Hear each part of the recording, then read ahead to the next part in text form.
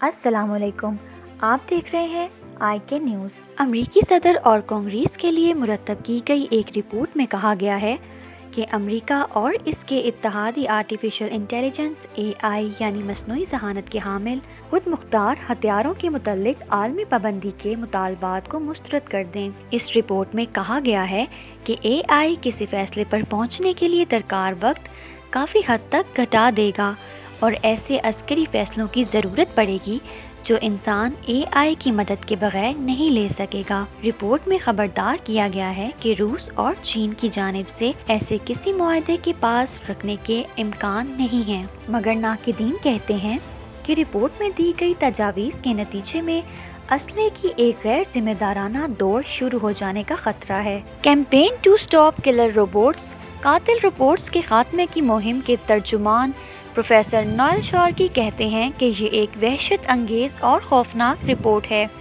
جس سے کسی کو قتل کرنے کے فیصلے میں AI کے استعمال کو فروغ مل سکتا ہے۔ دنیا میں AI کے سب سے تجربہ کار سائنسدان انہیں خبردار کر رہے ہیں، مگر اس کے باوجود وہ یہ عمل جاری رکھے ہوئے ہیں۔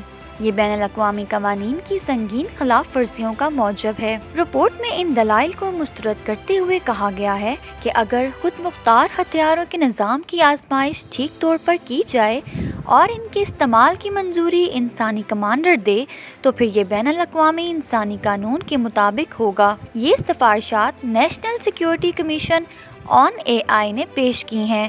اس کمیشن کے سربراہ گوگل کے سابق چیف اور صدر اوباما اور صدر ٹرمپ کے ادوار میں ڈپٹی سیکرٹری آف ڈیفنس رہنے والے رابرٹ ورک ہیں۔ یہ سفارشات نیشنل سیکیورٹی کمیشن آن AI نے پیش کی ہیں۔ 750 صفحات پر مشتمل اس رپورٹ کا بیشتر حصہ چین کو 2030 میں مصنوعی ذہانت کے شعبے میں عالمی لیڈر بننے سے روکنے پر مرکوز ہے۔ رپورٹ میں کہا گیا ہے کہ اعلیٰ فوجی حکام کو خبردار کیا جا چکا ہے اور اگر چین آنے والے مصنوعی ذہانت والے نظاموں کو تیزی سے اپنا لے تو امریکہ آنے والے برسوں میں اپنی فوجی تکنیکی برتری کھو سکتا ہے۔ مثال کے طور پر AI کے ذریعے ایک وقت میں ایک ڈرون کی بجائے وہ دشمن ملک کی بحریہ پر ڈرونز کے جھنڈ بھیج کر حملہ کرنے کی صلاحیت حاصل کر لے گا۔ رپورٹ میں کہا گیا ہے کہ لمبے عرصے سے محکمہ دفاع کی توجہ ہارڈ ویئر یعنی بحری اور ہوائی جہازوں اور ٹینکوں پر مرکوز تھی، مگر اب وہ سافٹ ویئر کے میدان میں تیزی سے پیش رفت کرنے کی کوشش کر رہا ہے۔ اگر ہماری افواج AI کے جدید نظاموں سے لیس نہ ہوئیں تو دشمن کے نظام ان سے کہیں بہتر ہوں گے۔ رپورٹ میں کہا گیا ہے کہ AI جنگ کے تمام حربی پہلوؤں کو بدل کر رکھ دے گی۔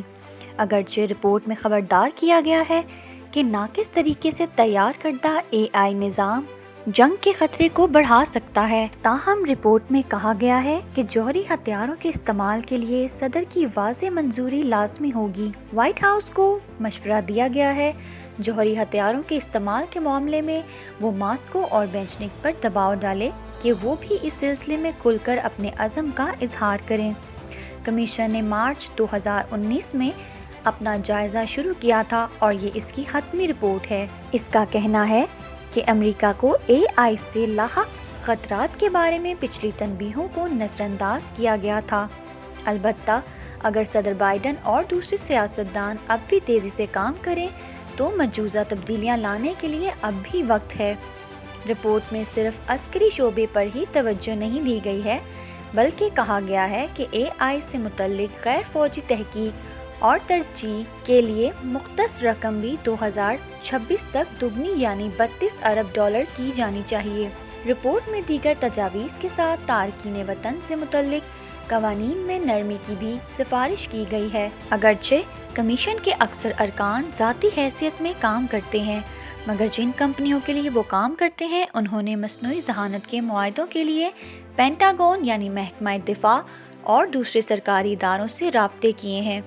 ان میں مائیکروسافٹ کو دیا جانے والا $10 ارب کا ٹھیکہ بھی شامل ہے۔ رپورٹ میں چین کے جدید ترین چپ تیار کرنے کی صلاحیت کو محدود کرنے کے لیے امریکی کردار پر بھی توجہ دی گئی ہے اور کہا گیا ہے کہ اگر ممکنہ دشمن طویل عرصے کے اندر سیمی کنڈکٹرز کے شعبے میں امریکہ پر برتری حاصل کر لے یا صفحے اول کی چپس تک امریکی رسائی بالکل ہی ختم کر دے تو وہ تمام حربی شعبوں میں سبقت حاصل کر لے گا۔ اس مقصد کے حصول کے لیے امریکی سرزمین پر سرمایہ کاری کرنے والی چپ ساز کمپنیوں کو ٹیکس میں چھوٹ دے دینی چاہیے۔ اس مقصد کے لیے نیدرلینڈ اور جاپان کے تعاون کی ضرورت ہوگی کیونکہ وہ ان آلات میں خصوصی مہارت رکھتے ہیں۔ مزید کہا گیا ہے کہ چین کو چپ برآمد کرنے والی کمپنیوں کو مجبور کیا جائے کہ وہ اس بات کی تصدیق کریں کہ یہ چپیں حقوق انسانی کے خلاف ورزیوں میں استعمال نہیں ہو رہی ہیں، اور یہ کمپنیاں محکمہ تجارت کو ایک سہ ماہی رپورٹ بھی پیش کریں گی جس میں چین کو فروخت کی گئی تمام چپس کی تفصیل ہوگی۔ صدر بائیڈن پہلے ہی امریکہ میں سیمی کنڈکٹرز کی صنعت کے جائزے کا حکم دے چکے ہیں اور گزشتہ ہفتے انہوں نے مقامی پیداوار بڑھانے کے لیے کانگریس کی جانب سے 27 ارب ڈالر کی امداد کا وعدہ بھی کیا ہے۔ اس وقت توجہ کاروں کی صنعت میں استعمال ہونے والی چپس کی کمی پر ہے۔